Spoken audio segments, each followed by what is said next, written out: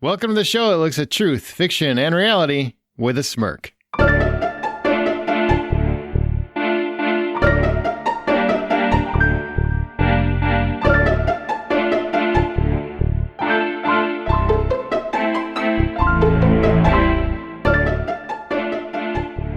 I'm Aaron Peterson. I'm Amanda Sink. And I'm Zach Parkerson. I always say it like a news reporter. I don't do it on purpose, but every time I sound like Ron Burgundy. I'm Zach Parkerson, and this is the news. Welcome it's aboard. 70 and sunny out. You could be a weatherman. I mean, it's the easiest job in the world. And they say you need a degree. I don't know what for. They're never right. Right, you just got to guess. Let's do a whole episode where we just bash the weatherman. That seems really rude. Could you imagine, let's say, so I'm a barista, right? If I got coffee as wrong as often as they get the weather wrong, there's no way I would be employed. No, I mean, and plus, what kind of a son of a bitch is going to get coffee wrong? They don't have a real formula. Mother Nature just messes stuff up. They're supposed to, though. Why do I need you? What's the degree for, then? What are they teaching them over there? How to read a teleprompter? What is the course like? They can still get an estimate, and then things change. This is a test question. Did you look outside today? Yes. What did you see in the air? Clouds. Looks good. My favorite A plus. My favorite weather person. You have a favorite weather person? No, not a favorite weather person, but in Mean Girls, when Amanda Seyfried, she feels her boobs and she's like, there's a 90% chance that it's raining outside. I kind of want to go watch Mean Girls again all of a sudden. I don't know why. I could stand to watch her touch her boobs. I mean, who couldn't? Especially this is now. Getting uncomfortable. What do you mean especially? What do you mean especially now? You're saying she's grown up well? She aged well. Oh, she didn't hit the ugly box, huh? That's good to know. You don't want that. I feel like she got prettier as she got older. It's a rarity. That's a rarity. I hear often from coworkers her name floated around as hottest celebrity. She's a good one. She's a good pick. I don't get it. Yeah. Gal Gadot exists. When Stephen Amell's out there, how can anyone compete? Okay. Seriously, the first time I saw him do salmon ladders, I was just like, I don't even belong on this planet anymore. I just don't. I can't compete with that. His workout vids are like. That's what I'm saying. See, all right. So you guys back in my play now. Very athletic. Yeah. He's a hell of a man. A hell of a man. I could see him on a hottest celeb list. Sure. Thank you so much. Henry Cavill, though. Yeah. Stephen Amell couldn't even get him coffee. Wow. All right. Every other week, in case you didn't know this is a podcast, every other week, one of our hosts introduces an original story, which we then use as a springboard for spirited and lighthearted discussion, whatever the moral theme of that story is. This is season 4 of SMIRK, and this week, Zach is actually going to be reading a listener's story. Yes, that's right. Brandon Smith is the listener who wrote in. I'm going to say right at the top, because I hope Brandon's listening, otherwise that would suck. Mm-hmm. It's an abridged and edited version for time. Yeah, Brandon, you did a great job. The story's great. It's close to a novel. It was right. It was quite hefty, as I might say. He mentioned to us it's a full short story, and he's not wrong. It's well done. Yeah, but he's also an amazing fan and listener of the show, because as we found out recently, he binged 18 SMIRK episodes in a single day, which is insane. Right, that's a lot of Amanda. That's a little bit too much Amanda for a day. Yeah. Do your ears bleed? How does it feel? Did that migraine ever go away? It hurt. It's gotta hurt. I'm telling you, we've come close to that number, I would imagine, based on the fact that we've been on the show that many hours. And we feel your pain, Brandon. We really, really do. Ouch. Okay, man, look. I meant over writing. Writing is very hard, and it's very stressful, and it really puts a lot on the mental strain of the author, which you now are, Brandon. So thank you so much for doing that. And he said it was his first short story? Yeah, he said hey, you know what? He said, "Hey, SMIRK people. I'm a long-time Go and Ho listener who recently started listening to SMIRK, and I've really been enjoying it. I've basically been binging through every episode because it is hard to put down. I'm actually dreading catching up to the latest episodes because then I will have to wait for new ones. Keep up the great work. Anyway, you guys inspired me to write my first original short story ever, so here it is. I hope you enjoy." Oh, that's really cool. You know, I normally just make a lot of snide comments and make people feel bad about themselves. But I want to tell you that is a really cool thing to hear, that we inspired someone to write their first short story. And it was a good story. It's a really interesting story. It's very fantasy driven. I don't want to give anything away. How do you know this? It certainly keeps with the theme of the SMIRK. Aren't you supposed to not say that you read it, though? We normally don't read them, but I read it. Because I knew he was going to have... So I'm the only one who hasn't read this? I knew he was going to have to edit left it. out. You know what? Basically, I have to man the email, okay? So it came in, and I just dove in. What do you want me to do? I mean, I couldn't resist. It had a cool title. Well, now I feel like you know everything. I mean, I know more than you, but Definitely that's pretty much standard. He knows like 4 things. And one of them is the title of the story. And they're all movie related, except for that title. You know what? Do you also know if it's truth or fiction? I think you're going to figure it out. I think you can tell pretty quickly. Yeah. Okay. Yeah. I'm going to go with truth. Just off the bat, I feel like it's got to be truth then. Let me ask you an honest question. Do you feel like The Princess Bride is true? You don't know if it's not. There's no proof. Then this could be triction. No, God. You got to put that on a mug. Stop it, Zachary. Leave this. It's a great word. You know what? Let's get into Brandon's story. And by the way, if you like SMIRK, every app has a share feature. So please do us a favor and share this episode on your social media outlets. And Brandon, be sure to tell your friends and family because we're about to read your story. Yeah, hopefully I do it justice. Yeah, really don't screw this up, man. This is like his first shot. Zach. If you embarrass him, he'll never try it again. And then that's on you. Wow. Okay, no pressure. Suddenly I'm way more nervous. Wet. Gather around the campfire. It's time for a story.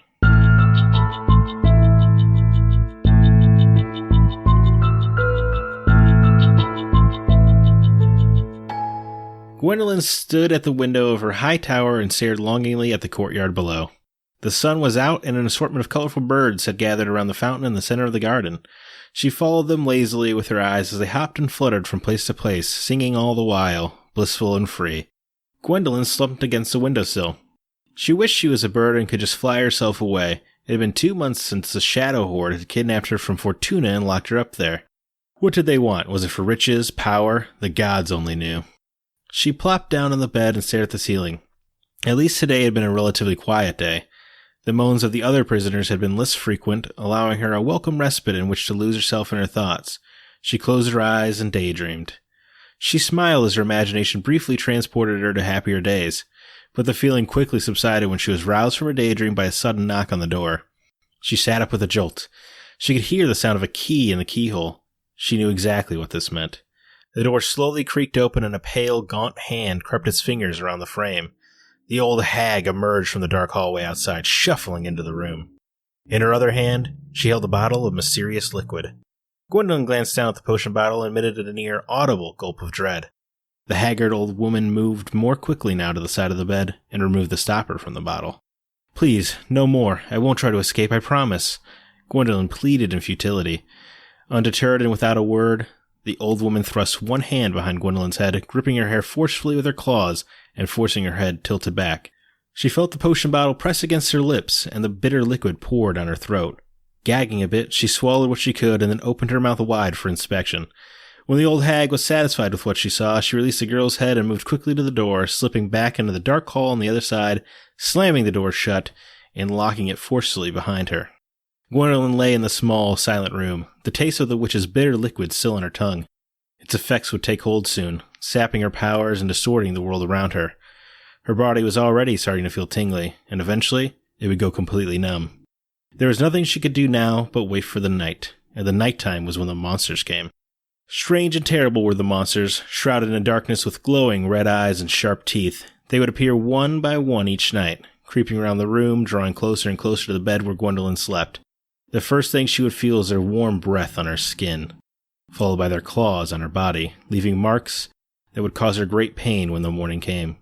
But there was one monster who was not like the others. She called him Gray, because she thought he looked sad. Gray was a gentle monster with large, round eyes and a wide mouth that curved down on one side. He had never hurt Gwendolyn. In fact, he rarely came near her, preferring instead to sit in the corner of the room watching her. He would sit like that for hours, sometimes all night. In a strange way, Gwendolyn felt even safe when Gray was around, because none of the other monsters would come. But this night would be different. There would be no visits from Gray, or any of the other monsters for that matter. The sunlight had completely retreated now from outside Gwendolyn's window, and her eyelids had grown heavy. She was somewhere between asleep and awake when the noises started, the sound of footsteps moving hurriedly down the hall, doors opening and quickly slamming shut, voices, hushed at first, but growing increasingly frantic, then shouting. Somewhere in another room, a loud bang, then chaos. As the sounds of screaming voices grew closer and closer to Gwendolyn's room, she began to open her eyes, but they were suddenly blinded by a bright light as the door to her chamber burst open with great force. What looked like a large man in head-to-toe black armor entered the room. Without a word, he took 2 large strides forward and scooped up the small girl into his arms. Holding her tightly, the man turned and carried Gwendolyn out of the room. More armored figures filled the hall. One by one, the door to each prisoner's chamber was being forced open and the residents liberated. Gwendolyn's head rested upon her rescuer's shoulder. Before long, there was cool air all around her and bright lights that seemed to illuminate the entire sky. Gwendolyn passed out. The elevator doors opened with a soft dinging sound as Marcia Williams finished her morning coffee. She stepped out into the freshly polished tile of the hospital's 3rd floor. After a quick survey of the area, she disposed of the empty cup in the nearest receptacle and approached the reception desk. A heavy-set woman with glasses looked up from behind the counter and gave Marcia a quick assessment. "Name of patient?" she asked. "Jensen," Marcia replied. Room 304, I believe. Just down the end of the hall and take a right. The door is on your left." Marcia straightened the small binder of papers under her arm, then headed down the hallway. Reaching the end, she turned the corner and paused a moment. Down the entire length of the hall, people were standing outside of doorways, some engaged in hushed conversations, others crying. A news reporter with a camera crew could be seen at the far end of the hall. Besides each of the dozen or so rooms on either side of the hall were countless bouquets of flowers, teddy bears and toys, sympathy cards, and balloons. Marcia took a deep breath and approached room 304. In one corner of the room, a television was turned to the local news. The sound was muted, but subtitles at the bottom of the screen repeated the same story that had been playing nonstop all morning. On the other side of the small room was a rollaway-style hospital bed. In it, 8-year-old Sadie Jensen. She had IV tubes in her arms and various wires connected to her nearby machines that monitored her vitals. A man and woman stood beside the bed. By the look of their clothes and faces, they had been there all night, and had likely spent most of the time in tears. After brief introductions, Sadie's parents stepped out into the hall. Marcia approached Sadie's bedside and set her binder down on a nearby table, besides a stack of books. They looked well worn, as if they'd been read a dozen times. Marcia picked up the top one and gave the cover a quick skim. It featured an image of a medieval fairy tale world with a young princess featured prominently and wielding magical powers. Shadowy creatures with bright red eyes surrounded her. "The Adventures of Princess Gwendolyn, Book 1, Rise of the Shadow Horde," it read. "Sadie, my name is Marcia. It's nice to meet you," she said with the best smile that she could manage. The girl smiled back, the peaceful innocence in her eyes in stark contrast to the abuse that she had endured. "Nice to meet you, Marcia," she said. Marcia began to ask Sadie about herself, easy questions about her family, about what she likes to do for fun, about school. Sadie seemed happy to talk to her and quickly became comfortable enough to joke about boys and about the mean girls in her class, but before long, her energy began to wane and she let out a big yawn. "It's okay, Sadie," Marcia said. "We can talk more later, if you're tired." Sadie turned her head and started to close her eyes, but before she could, something caught her attention on the other side of the room. She began to stare transfixed at the muted television as the subtitles continued to recount the horrific tale. "At 9 p.m. last night, FBI and local police raided what is being called the largest known human trafficking compound in the country. Our sources tell us that dozens of children and young adults between the ages of 8 and 19 were being held captive, some of them for months or even years.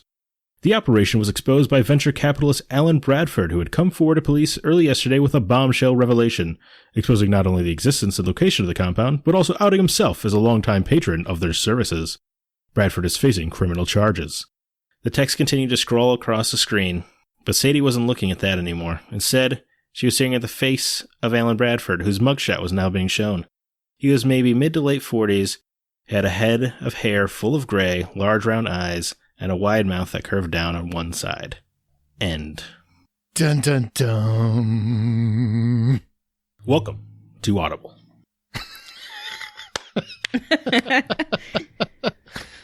Oh, that's funny. That's funny. So, Amanda, what do you understand what happened? Because I no, not read it.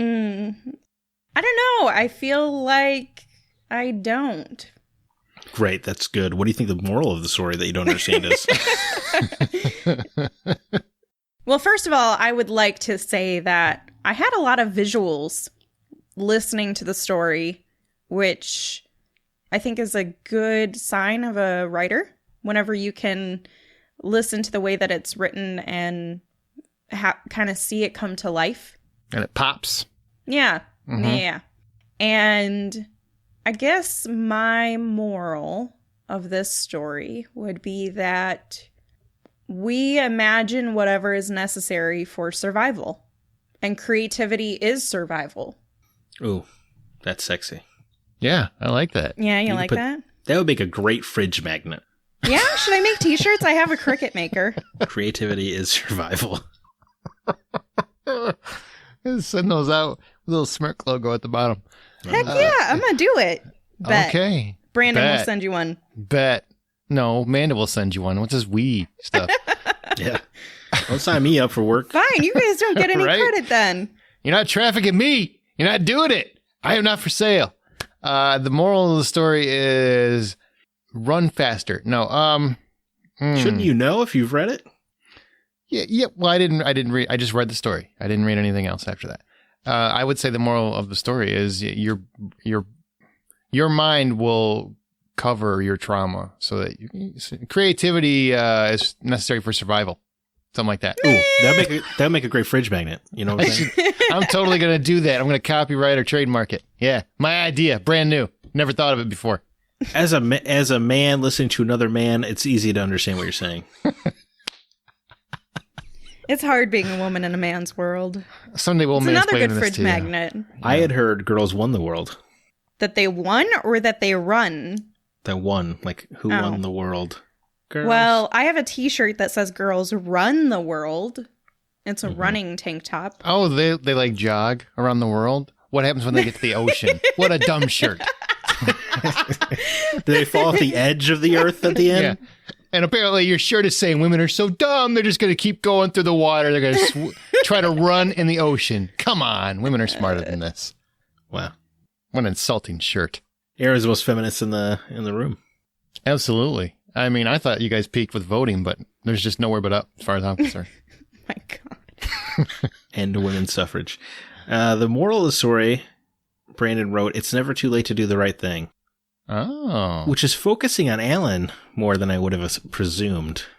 That's interesting. I agree. I also had assumed the moral had to do with like escaping. I think it's just because of that. the point of view that it's written in.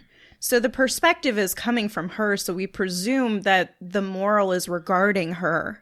Right. But I think that it still intertwines into, I mean, not necessarily with the morals that we had selected, or rather I selected, since Aaron just copied me.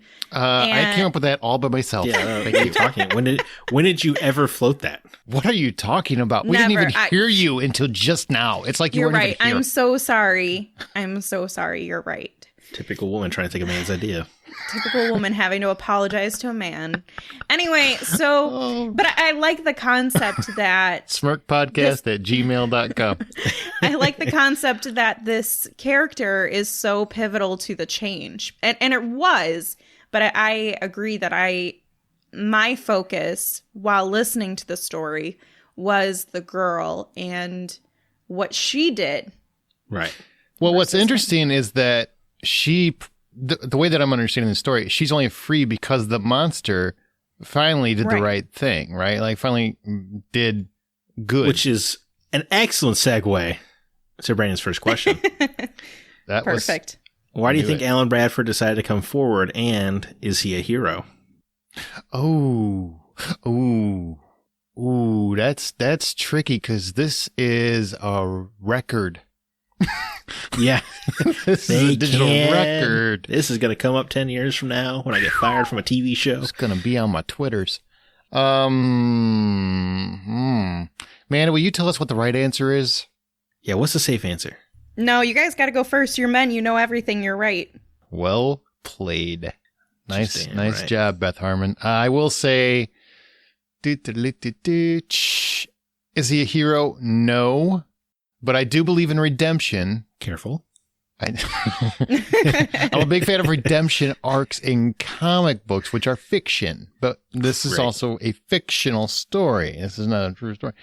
He's definitely not a hero, but he's somebody who realized the wrongs of his decisions and finally tried to make amends. Now, does that mean that he should not be charged? Because the news report said that he was charged. Absolutely not. He should definitely go to jail because he's not a good man. But he's a bad person who did a good thing. Ultimately, finally did a good thing. So he's definitely not a hero. In fact, I would say he's still a villain, but even villains have deeper arcs. Yeah, he's not, to the first part of the question, why did he come forward? I think it's pretty obviously guilt. Maybe Gwendolyn, or I guess Sadie, was the youngest, And got to him, like, just won him over in some way. Yeah. Yeah, it's just, it's almost too much for him to bear. Seeing what she was going through. But is he a hero? No. Is the action heroic? Yes. I like that distinction. But you should have went first. But again, to your point, Aaron, he is a villain. I mean, yeah, he should also be true because who know how, you can't even fathom how many lives he'd ruined before he was finally won over. Well, and it comes back to the concept of one bad thing doesn't ruin a good person, and one good thing doesn't make a bad person good. Like, you can do something that's outside of your character, outside of your nature, that is good or bad. And in this situation, he did something that was good. So there's a piece of him that, potentially has redemption, to Aaron's point, which could provide for a good sequel. But it doesn't make him a hero. He doesn't have heroic tendencies outside of this one action, at least that we know of. Right. Right. In the immortal words of Dave Chappelle on Bill Cosby, but he's that is going to haunt you. What? That's a stand-up special. I'm quoting a stand-up special. Yeah, that's true. That is a quote. I'm not sure if people are going to hear that quote. They might just hear a bleep when you say it. I'm gonna weigh the options of that one. Yeah, but, they'll find it. You know what? Yeah, I won't say it. Just you can bleep that out. Just look up what Dave Chappelle has to say about controversial figures. That's all I'll say, because otherwise my career's already over. You get canceled. You get canceled. You get canceled. But I think to the other point, it's guilt, and it's also, we don't know what else was going on. We don't know why we know he was that involved person... for a long period of time before he finally got a case of the rights. Right. We don't know why he was involved, though. Like, there could be more, and obviously this is Brandon's story. Mm-hmm. This feels like it's fictionalized, but there could always be something that was held over this guy's head. We don't know what alternative scenarios or like additional scenarios are happening with this particular person. So he could have had other things influencing him. Sounds like he had a punch card. It sounds like he went there often. One more, you get a key. Yeah. Oh my God. These jokes are nuts. Stop! The joke never came. It never happened. You've earned yourself a free... Oh my God. Oh, okay. Anyway, what is the next question that Brandon had come up with? Have you or anyone you know ever experienced trauma so severe that you tried to block it out of your mind in some way? And how so? Brandon, that's quite a personal question you're cutting to. Yeah. Brandon, how about... I was like, is this going to turn into my therapy? Because that's usually Monday nights. No, I love that he says, have you known anyone? So basically, he wants us to confess other people's traumas. Yeah. And just, yeah. My friend Billy told me about this traumatic experience. And let me tell you, people on the internet, all about it. He had to suppress it, but thankfully he told me before he did. Or Brandon is just trying to give you an opportunity to say, oh, no, this didn't happen to me, but this happened to someone I know. Oh, wink, wink, nod, nod. There's a friend of mine, let's call him Jack. Went through some stuff. Yeah. I got a friend, too. His name's Baron. Yeah. And Amanda's got a friend named Sheila. Samanda? Sheila. That's brutal, man. Oh, Sheila. Yeah, my trauma is I dated a woman named Sheila, and now this shows its existence. Oh, I've actually got that trauma. Yeah, I feel you. closely and close name anyway. I mean, I'll speak. I mean, I've definitely gone through some severely traumatic things, but I don't think my mind operates in such a way that it would ever let it get blocked out. Yeah, same here. My mind amplifies it. Right. Yeah, my mind's more fixated. It's not going to let the trauma go. Yeah, I like to process it. My trauma is definitely there in memory. However, I just learned this, so this is a fun story. Oh. If you experienced trauma while you were nonverbal, your memory is stored in a different way than when you become verbal. Now you mean you can't talk, or you just choose not to talk? Like, I'm just hanging out in an elevator and something traumatic happens, but I wasn't talking. Is that gonna do the same thing? No. Or I have to be young? No. You're so little that your brain doesn't know the words and understanding to be able to compartmentalize what happened. All you know is basically your memory is locked into a feeling. And so then that's when it rides into your subconscious. So although you might not have a memory of what trauma took place, you might have a trigger that is connected to a certain feeling, which is where your memory resides. Whereas when you become verbal and you're able to compartmentalize those memories of trauma, you can actually remember them and replay them, or you might have a trigger from a sense of smell or something like that. And so it's very different. And so I've learned that I have traumas in both areas. So while my brain didn't choose to block it out, I was just too young in one scenario to remember it in the traditional sense of a memory. Oh, I don't know if you heard that, Zach, but it sounded like somebody slapping a psychology degree on us. Yes, but I stole it from my therapist. Sounds like a weatherman told you this. I mean, explains why nothing traumatic. Maybe I don't know if anything traumatic happened when I was 2. So, well, actually, who am I fooling? I was processing words and things when I was very, very young. So, I would imagine 3 months. Did he just try to come off super snooty? Like 3 months is where I capped that. I was speaking at the age of 1 or 18 months old. Latin. I was speaking Latin. Yes. I had full composition of the lingual arts at that age. Yeah, that sounded much more fancy than what I said. I was using my psychology degree. I was using my subscription to Psychology Magazine. I was using my TED Talk. Or actually, I'm kidding. It's Highlights. Nobody remembers Highlights? I'm that old? All right. I don't know, yeah. Like when you dye your hair. Oh, that hurts. It's so true. But yeah, I don't know. I mean, that's Brandon only gave us 2 questions. I would ask you if it was truth or fiction, but even though in his email he said he was going to tell us at the end if it was truth or fiction, he did not.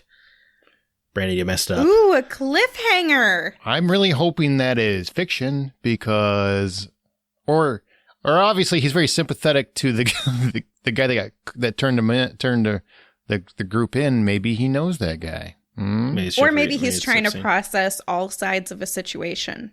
Maybe he knows the guy that had that, and it's a trauma for that guy, so that's why we put the whole thing together. His heart goes out to Bradford. Here's a fun question. So since we've already talked about... Is it, though?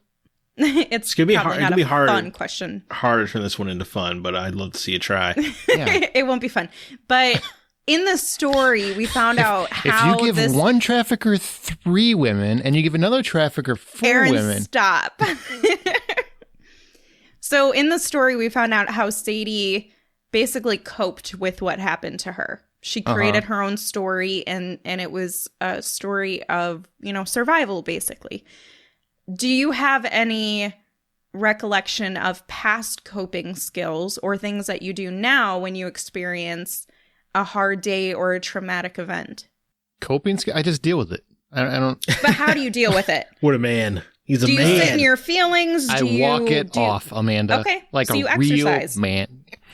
Well, I didn't mean it literally. No, I just... You're a runner, so I thought maybe you meant it literally. I do that. That's true. I do that. That's usually if I can get angry about something, I will just randomly go for a run because it's a good way to release that kind of tension. But in terms of coping with it, no, I address everything forthright. And I think that's my coping mechanism. Like I used to just keep it internal and not address it. But now if something makes me, I just come right out and deal with it because I'm not young anymore, as the hair dye alluded to. So I tend to not want a bunch of baggage weighing me down. I'm just going to take care of it and move on. Yeah. I feel like that's funny when you get older. That kind of happens. Mm-hmm. You realize that the baggage you carry is unnecessary, or you learn to communicate to other humans. Or Absolutely. you find out that your baggage, if it's a trauma, is not yours. It's somebody else's that you're carrying. Could be. Yeah. Wow. That's deep. I know, right? Well, I think many people will wear other people's traumas. I mean, parents notoriously wear their kids' trauma. They carry it with them, as much as they don't realize it. Like my mother carries mine, et cetera, et cetera. It just goes down the line because you feel responsible because you're responsible for those people. You're responsible because you didn't pull out. Yeah. Hey, literally. Yeah, that works. Be faster, man. Just like when people have pets, they feel responsible if something happens to those pets. I mean, so yeah, you do carry those burdens, and that's just something you have to deal with. Yeah. I mean, I don't know about past coping skills. I don't think I had them. I think I was just angry. You learn as you go. Yeah, or I guess, I don't know, my process is weird. I get worried even now into adulthood, much less so than I used to, but the emotions of something will ride really heavy with me. And I used to maybe be too reactionary to those emotions. And even though I still struggle, I was speaking, even though I still struggle with managing the anxiety I get from and impulsivity I get from my emotions, I've learned to sit a little bit better with them depending on the situation and reflect on them and breathe and not send myself into panic attacks. And so that is, finding 5 blue objects in a room is like one of my typical things to do to calm me down and actually sit and process my feelings, because I had learned, I started to learn that while it may seem like, to Aaron's point, I'm angry about something, there's obviously another feeling that's underneath there. Why am I angry? Maybe I'm upset about something else. So what happens if you're in an all white room or an all black room or an all yellow room? Like you can't find 5 blue things. then you're going to have to go by around? sounds, identify anything that you can feel or touch. Like you could just start naming the 50 states. Just something to distract your mind from what you're struggling to cope with. That would work great until you get to Mississippi and everybody trips on that. So that would just ruin everything. Mississippi. Damn it! I'm mad again. MISSISSIPPI. M-I, crooked letter, I, crooked letter, I, humpback, I. What? Nice. I like it. That's how we learned in school, back when we had the schoolyard and we had to walk in snow and it was very cold and it was a little building. And you went up a hill and down a hill and they were like 8 miles long. Oh, yeah. I didn't miss my one shot. Didn't miss my chance to blow. Nope. Oh, my God. Lord. Zach, what is the title of Brandon's story? The Adventures of Princess Gwendolyn. Oh, of course. I don't know about you, but my heart went flutter. Why? Because it's a cool story, and I like it. Okay. It's about a girl who escaped sex trafficking. I'm sorry that it didn't melt your heart, you son of a bitch. Right. Yeah, she had to die at the end, and then I would care. She escaped, obviously. and at the last second, damn it. She was carried out of the facility, and then they got hit by a truck. That sucks. Oh my God. Your brain is very dark. Is it sad that I would laugh at that? She had tasted freedom. Oh my goodness. She'll go to the good place. Oh, man. There is no good place. That was the twist. Oh, my goodness. Well, you know what? As our show goes, we will occasionally pick listener stories to read and discuss on SMIRK. If you'd like the chance to have yours read, like Brandon's, which was a very good story, by the way, I want to make sure as many jokes we made. Great job. Write more stories, Brandon. Absolutely. For yourself, for your friends, for publication. Just write. Absolutely. And you can email them to mystory@smirkpodcast.com. That's mystory@smirkpodcast.com. And if you like Smirk, please share this episode on your social media outlets. Join the conversation by joining our Facebook group. Look for Smirk Podcast on Facebook. Follow us on Twitter @Smirk Podcast. Just be sure to use the show's hashtag Smirk. And we're in whatever podcast app you use. As Brandon writes his own life story, he'll always remember to tell it with a smirk.